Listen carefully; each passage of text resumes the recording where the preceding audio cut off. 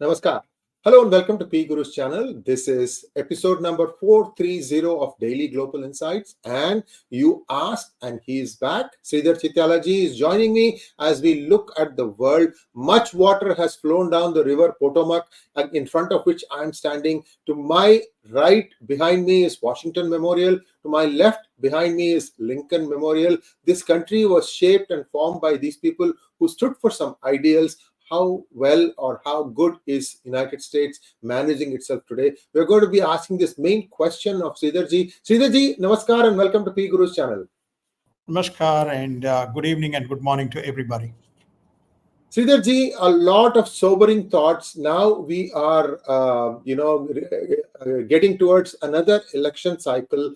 And how many things we predicted right at the beginning of our DGI episodes that the US is going to 𝗤𝗚𝘆 in a handbasket, and it has been proven true. So we are going to start with a slide deck, Sridhar ji, with your permission. So let me load the slide deck and we can start talking about various issues around the world that we need to be looking at. But before all that, viewers, we have put in a lot of effort to give you some 𝗤𝙭 graphics and music. So please like this video and you will not be disappointed. This is going to be a cracker of a session. Let's go ahead, sir.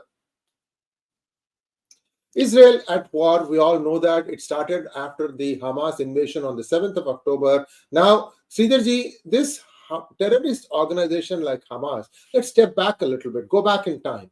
Who allowed them to set up their headquarters in Qatar? US is supposed to have been the policeman around that time, sir. What happened? Well, I think it's fascinating. Again, all arrows point to President Obama and during his regime back in 2012. They decided that they should have a representative office for Hamas in Qatar, with an intent that they can address some of the issues in the Palestinian territories, and also their belief was that they would be able to keep an oversight on some of the activities that Hamas was engaged in. Lo and behold, whether that was the case or whether it turned out to be something different, 10 years later, now we are beginning to look at the unfolding events that's commenced on October 7th. We covered a lot of these issues, if you recall, going back in the first half, the formation of Sahel region and various types of activities. And there again, you had the clear stamp of President Obama going back to his period. And now we are seeing the resurgence of the far right in Europe with the, election of Netherlands just throwing up a right-wing candidate like Geert Wilders. So he has been consistently preaching that Muslims are a threat to Europe. And we've also been saying this thing. 2015, as early as 2015, 8 years ago, Professor RV and I, we coined the term called Eurobia. EUROBIA, and it's been very consistent. Somehow people don't want to wake up. They are pretending to be asleep at the wheel. Now things are getting really nasty.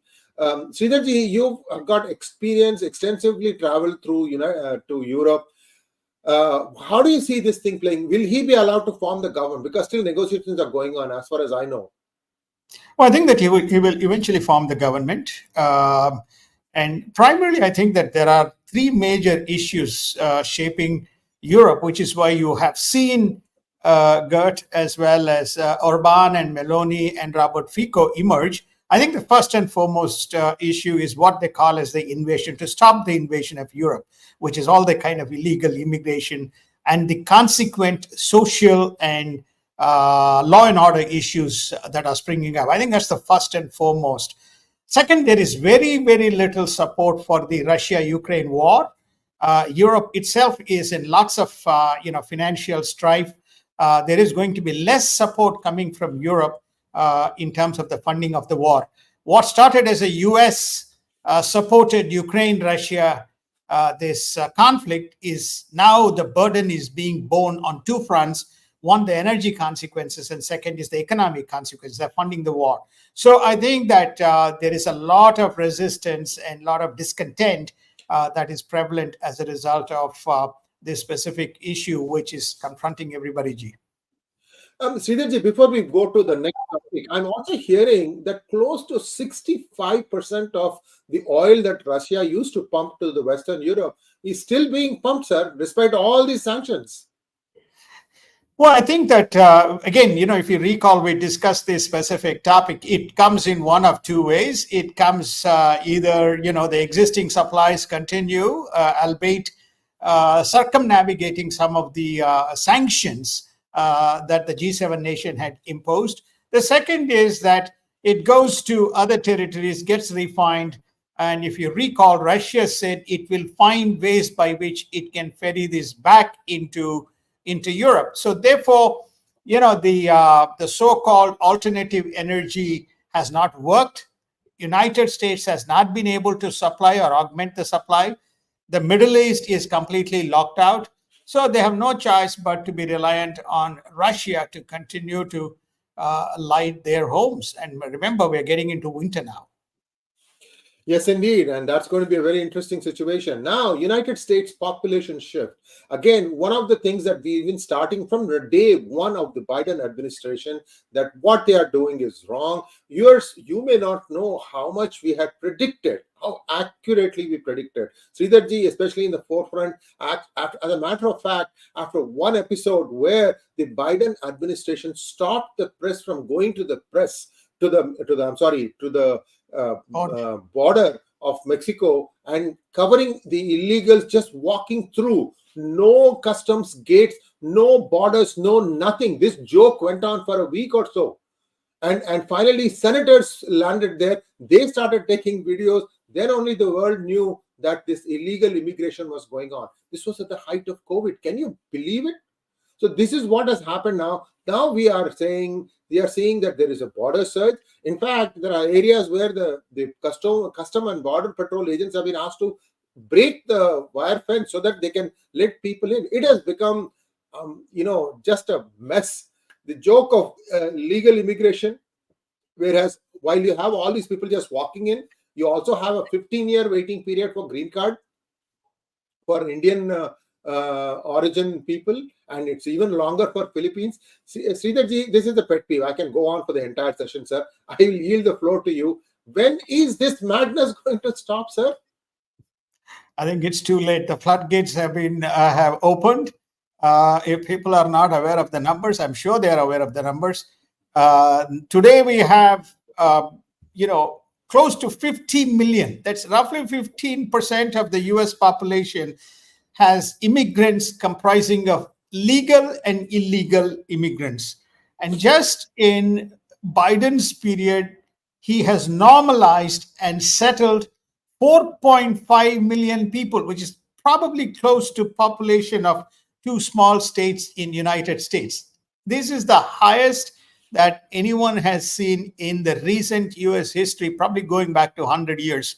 So, Sriji, I think the floodgates have opened and you can see the numbers. The day is not far off when you have 20, probably even 25% of the population comprising of legal and illegal immigrants, given that so many of them are still awaiting normalization process. The number is somewhere between 12 to 14 million, what I've heard, in terms of awaiting normalization, but living in United States. This concept of catch and release is basically creating not only a law and order problem, but it is also creating a very huge economic problem because there is no mechanism to fund these people either for the shelter or for the food or for their healthcare needs. Sridharji, you and I live in 2 of the worst woke states, California and New York. I'm putting ours first because I think California is worse than in New York, having bigger size and bigger population. And what we are seeing on the streets is frankly scary. That's all I can say. So many illegal hut tents coming up, and now it is winter time. Talk to us a little bit about how things are in New York City, because now the mayor is also throwing up his hands and say, I don't have money to pay for all these people staying in 5-star hotels. So he has thrown them on the streets, and they have taken up residence outside the city building, I heard. New York is in a pretty bad state. Manhattan, more specifically, is in a pretty bad state. As you correctly said, Eric Adams, the mayor, has effectively stated, well, I don't have capacity to house you. So therefore, if you can find if you can find a place to stay, no issues, you can stay. So many of them are occupying streets. We had covered, in the earlier episodes of DGI, the prime 5-star hotel right in the center of Times Square being vacated and given room, and that still is the case. They are moving quite a number of people to Brooklyn area. They have also tried to move people to Staten Island. A Democratic House representative was agitating that these illegals are creating socio-economic problems and law and order problems, especially around the schools. This is Democrats, shouting at the top of the voice to Mr. Biden that this cannot go on. You cannot move people into these areas. This is not allowed. And you need to have a much more orchestrated program. There's no orchestration. There's just chaos. Sridharji, the Democrats must be really asking themselves, did we not realize the consequences of our actions? Now, there is another worse thing that is happening, sir. Both cities in California as well as in New York are mulling allowing the illegals to vote, just like it is done in the United Kingdom. For even for city elections, they cannot vote. How can they vote? They are not here on legal grounds, and they want to make them to vote. Sir, I mean, you and I don't have enough time in the day to fight all these battles, and these guys are blissfully just carrying forward that as if nothing is going to stop them. Why is first of all, why is the US population continuing to repose faith in Democrats? They need to be taught a lesson, in my opinion. I'm an independent, sir. I feel like these guys have to be taught a lesson. Well, I think we go back to the election saga of 2020, or we go back to what is going to be the saga in 2024, the unfolding saga next year, which we'll be covering quite extensively as we step into 2024. Is there going to be, when I say legitimate elections, which is namely, what I mean by that is, are there going to be fair electorate? Are there going to be valid IDs? Are the machines going to work? Is the counting going to be done where you have fair representation from either side? So all this unfolding drama. And there is also another unfolding drama, which is the number of cases that are being filed left, right, and center against President Trump, or the former President Trump, who continues to lead by a whopping 60%. And the next is only somewhere around 10.5% to 12%. That is a tug of war between DeSantis and Nikki Haley. But right there, President Trump at 60%. And in fact, one attorney has stated, if he wins the election or if he contests the elections, there is no way cases can be conducted because it's Interpol interference. So you have that side, and then you have on the Democrat side the Middle Eastern people with Middle Eastern background threatening Mr. Biden. If he doesn't call for ceasefire, he's not going to get their votes in the elections. So very interesting set of issues that we are going to be facing as we step into 2024 elections, Sriji. And many of these so-called Middle East Democrats have a rap sheet this long. They need to be first examining their own record of how they got into this country in the first place. That's all I will say. Let's go on to the next one. The rat race continues within the Republican Party. You touched upon this, sir. Nikki Haley, what exactly does she have that makes the donors so enamored of her candidacy? The Koch brothers are, who historically are big supporters of the Republican Party, are behind Nikki Haley, and there's some tensions as we got into this program whether whether all of them would like to support her.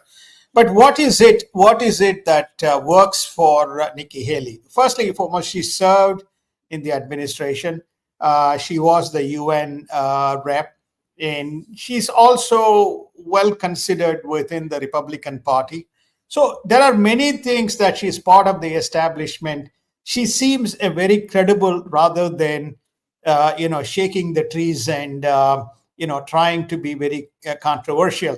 DeSantis' performance has been very modest to poor in terms of, his sense of presence and trying to persuade the voters. I don't know whether he has had any anti-Trump stance, or whether by himself is not able to demonstrate the leadership that is required to be presidential candidate. Everybody expected him to be walkaway number one, but the poll numbers don't indicate that.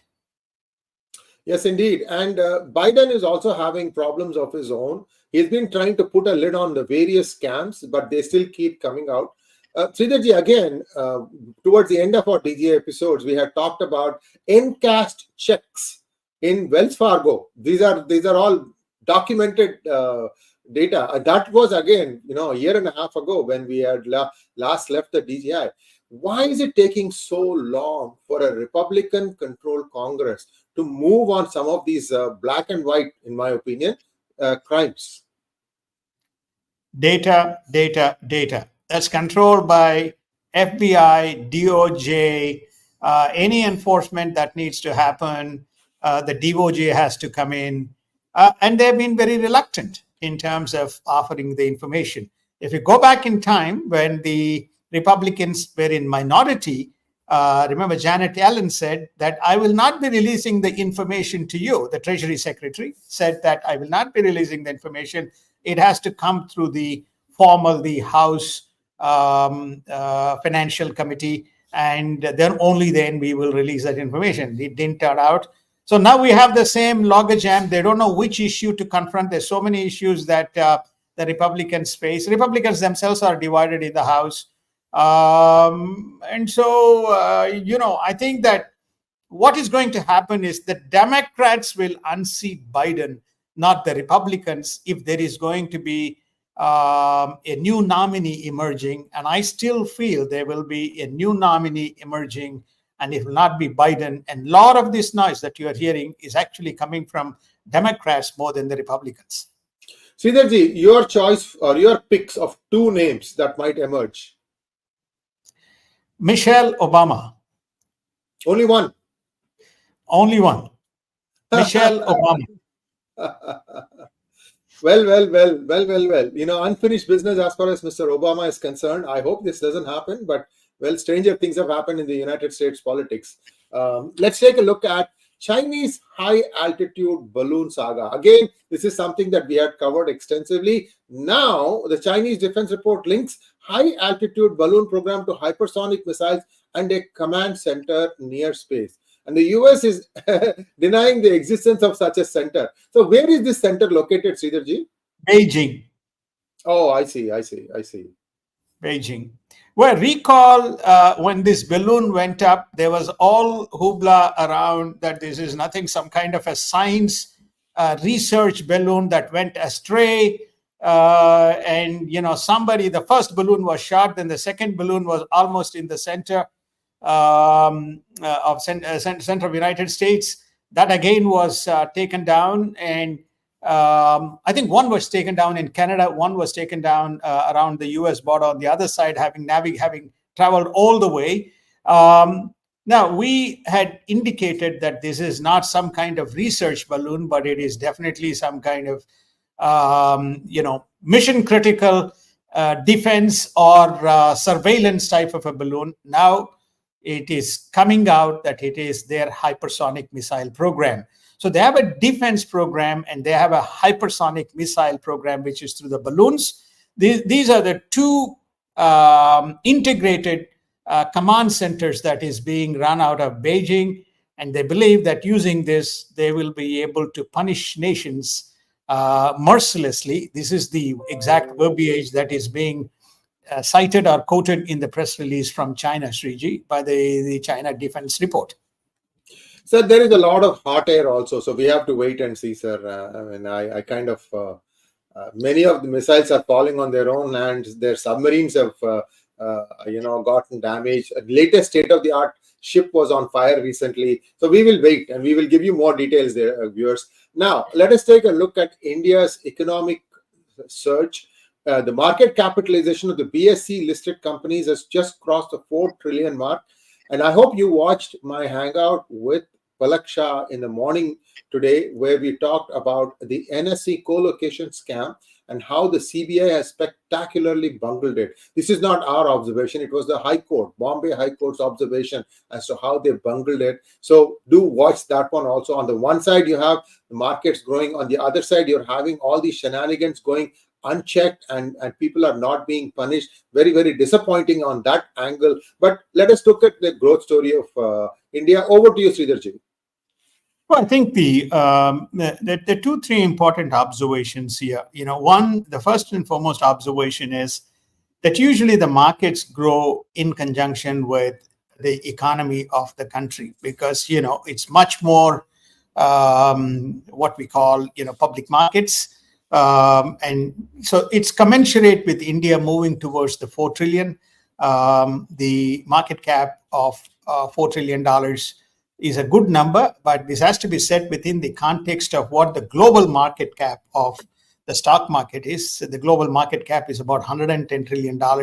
United States is the dominating with about $56-60 trillion of market cap in US. The second is obviously China, somewhere around 10 trillion. But very important to keep two numbers in context. Chinese market cap to GDP ratio is almost 50%, whereas India's and United States market cap is well north of 100%. This just basically shows the commie regimes in China still have a tight leash. They do not want public markets overshooting itself and trying to dictate terms to the government. Again, if we go back to the DGI programs, we touched on this topic as to how China intervened. But coming back to India, there was a lot of negative skepticism and criticism as to whether India will do 6% or 6.2%. Though it is projected as 6.2%, my belief is India will finish somewhere between 7 and 8% because of two factors. First and foremost is that there's been tremendous amount of government spending. And second, backed by that, you have seen a number of companies making investments, capital investments into India, which in turn is boosting the economy. Is obviously the new data factor is usually it is rural consumption, but there seems to be the pent-up demand, and the urban consumption is also driving the growth, which is what resulted in the 7.6% in the July to September quarter.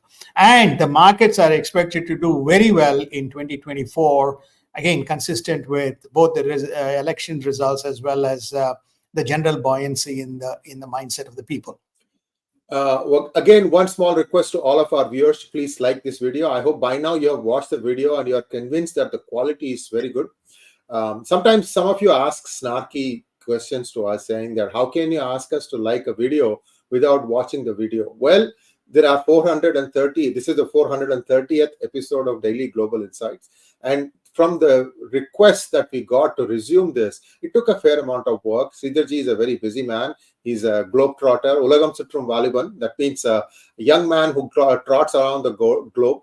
And we had to work quite a bit to make sure that we have a consistent pattern of programs. We're going to be having 2 programs a week, one on Tuesdays, another one on Saturdays. And if Tuesdays are not possible, we'll make up that program on Thursday. So we'll keep you informed, viewers, but you can give us a lot of encouragement. Just like this video and also put in by way of comments how you like the content that we are presenting in DGI. So let's move on to this Gurpatwant Singh Pannun case. Interestingly, now suddenly Biden seems to be quite satisfied, or I should say Blinken, about the progress of the investigation of this case in the Indian government, which has said that they are going to be appointing a high-level committee. Sridharji, I have expressed my doubts about the whole thing, that if somebody is going to bump somebody off, they are not going to pay you, meet the person, and then give the cash. And it sounds a little far-fetched. Sridharji, your thoughts? Well, I think we covered, I endorse your views. We covered it in our, the single monologue that we did. All this committee and other stuff means it's gone into the back burner. It will soon dissipate and maybe evaporate into backwaters. So therefore, I think that it's over. We will move on, and the world will move on. And glad to see the loudmouth, taking a break for a change. So that's a good sign.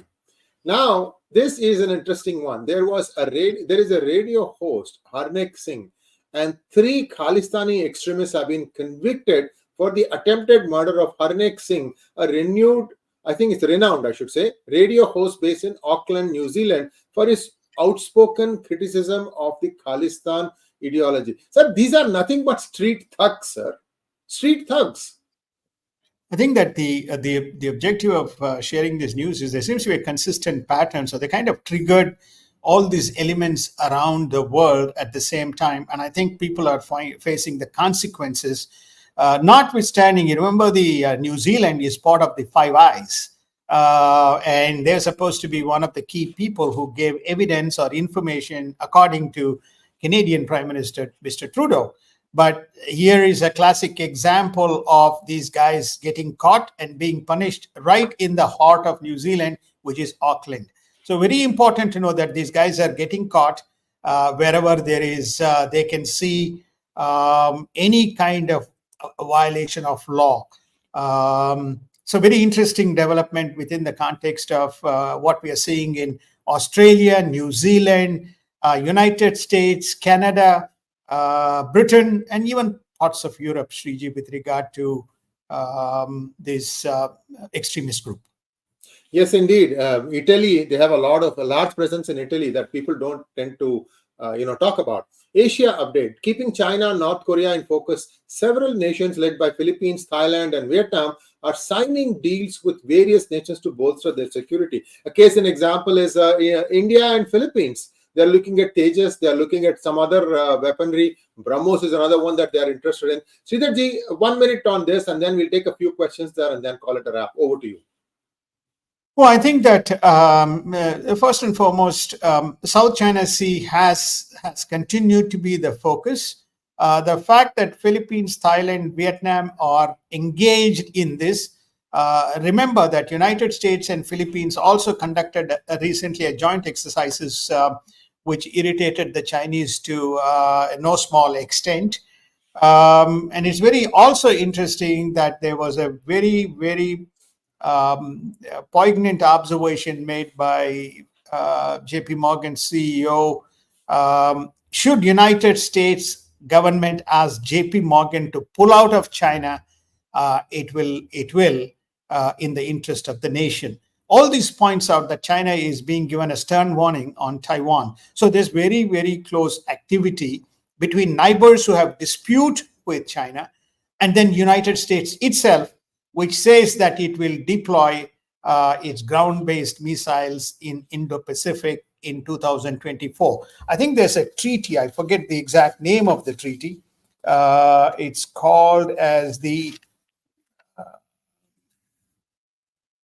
Independent Nuclear Force Treaty, where it was signed between the United States and Russia, and the treaty expired in 2019, that they would not have ballistic missiles with nuclear capabilities located and with range between 550 miles to 2,000 miles.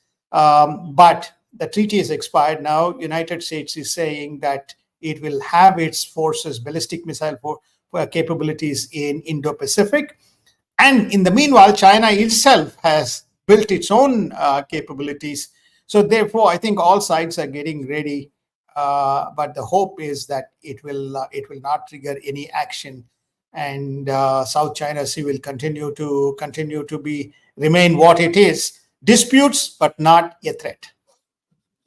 Thank you so much, Sridhar ji. With your permission, may I ask a few questions from our customers, our viewers, sir? Sure. We have about 3 or 4. We are just going to take those and then we'll wrap it up, sir. First question, can you have the questions, please? Partha wants to know, what is Powell going to do next, and what is the future of Taiwan now that TSMC Japan plant is operational from Q2 2024? Well, what's Powell going to do? We predicted that Powell said that the immediate rate reduction is not feasible given that there is inflationary pressures, and we'll cover this over the weekend. But to 2024, middle of 2024, we can begin to see early signs of tapering, but it will be much slower given both inflation and unemployment remains low, high employment, and the inflation still is fairly high. We're not anywhere close to 4% band as yet. So I think that you will, but economy has not, faltered. We have not had a crash landing. We have not had a hard landing. Again, we predicted that it would be neutral or soft. And I think that seems to be the trend. So Powell is not going to do anything. And he has been having a, watching brief and keeping a close eye. As far as future of Taiwan is concerned, I think there's a lot of support. Whether Xi Jinping will blink, we don't know. But at least the indications are, given his own state of economy, he may not move. As far as TSMC is concerned, it has been building up capabilities. There are also indications that they would have a plant in India. They will also have a plant in United States and Europe outside of Japan. So I think that TSMC is also expanding its global footprint, minimizing any kind of disruption as a result of any mischief from the Chinese. Thank you so much, sir. Let's go to the next question. Prabhakar Joshi ji, thank you for becoming a YouTube member. Next question, please. Magnet Ranga wants to know, Namaskaram, the West may reverse their refugee policy, but that may hardly change the situation. What more could these nations do to see real changes? I'm not sure what real changes are. I think we are in a very difficult situation. There is cultural misalignment. There is no capacity, especially either Europe or West, deeply in debt, to fund and finance. So we're going to have social upheaval for a period of time before self-normalization occurs.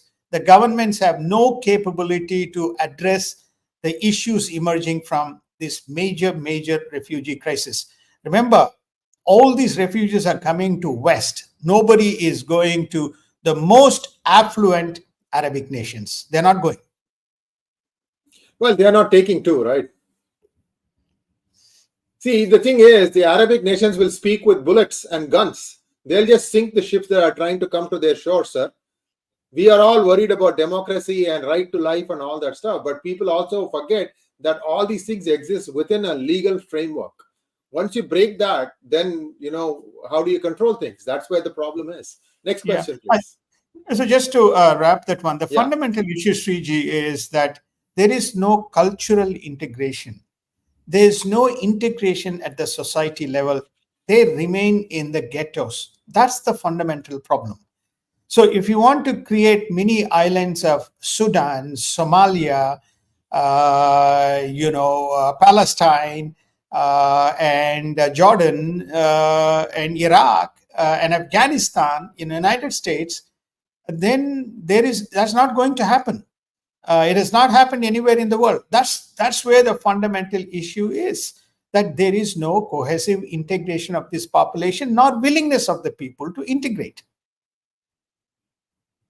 Well, even, someone of my average intellect can see the dangers of this. I'm astonished and amazed that some of these Ivy League graduates who have pedigree of people serving for generations in politics don't seem to be able to catch this simple fact. But anyway, who are we to say? We elect them, so we have to pay for that. The other side wants to know, is the far right in Europe, US good enough to fix the damage done by systematic destruction of socio-economic values in these countries? The answer is no. What we're going to see is that, I think we again touched on this, the floodgates are open. You look at France, you look at Belgium, you look at Germany, you look at UK, Britain. You can see that there are pockets and pockets and pockets of what we call the islands of concentrated, cities of people with specific demographics. So I think that what you may witness is the two things the far right will do. One, stop or try to stem the rate of flow. That's number one. Number two, that there could be realignment of population or movement of population into favorable regions, as I call. For example, during COVID, when we had economic catastrophe in New York, New York lost about close to 30% of the population. Many of them moved to Texas and Florida. So you may see shifts in population from one place to another place. Europe is fairly big, but they're not going to be able to stem the damage because of just the issues that we talked about. Next one, please. Mr. Lee wants to know, what is your opinion on Mathew Yglesias' thesis of 1 billion Americans to counter China? Is that, if that is adopted, wouldn't the US completely absorb populations of Israel and Taiwan? No, I think it's a very far-fetched idea. These things, are not, currently US population is about 350 million or 340 to 350 million. It has to be 3 times. And even with illegals, we are seeing a rate of about, 3 to 4 million. United States today has no capacity, economic capacity. Its debt burden is so high. Again, we'll cover this in the on the market story. The interest costs on the balance sheet of the US is so high. And if you're a Democrat, you want to spend money. If you're a Republican, you want to balance. There's no mechanism to balance the budget, which is like a runaway train wreck. Yes, indeed. And next question, please. Arun Raj wants to know, sir, who are the unknown friends of India who are killing our enemies in Pakistan? I don't have an answer to this question, Sriji. Next question, please. This is the last one. No more, please. Neeraj Kulkarni wants to know, when will recession hit USA and the world in 2024-25? Will it be a soft landing? Will it hasten de-dollarization? We'll answer all these questions in our Saturday episode. Sridharji, just have the headlines for them. No, United States will not hit a recession. We have gone past the recession point. The earnings are good. The earnings are good. The money flow is good in the private sector. I'm not talking about the government, in the private sector. And the growth is much more what we call as orthodox or organic. So therefore, we don't expect 2024, 2025. We expect, actually, if you recall, in 2023, we expected either 0% or negative in Europe and United States. We will be either 0 or positive, both in Europe. Right now, we are trending to positive growth in 2023. We similarly will have a modest growth in 2024. So there's no question of recession, all basically driven by corporations and businesses acclimatizing themselves to these high interest rates. There will always be mishaps, but the growth has been sustained. Thank you so much, Sridharji. And viewers, please like, share, and subscribe to our channel. And please ping your friends who have been following DGI that Sridharji is back and that we have a regular schedule back in place. And we will be doing this thing for at least till the elections in the United States, that is November 2024. But we need your support.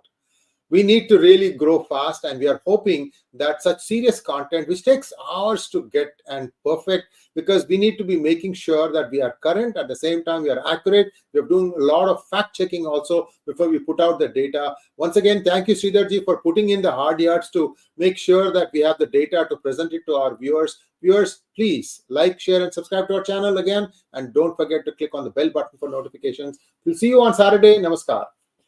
Namaskar. Thank you. Have a wonderful day.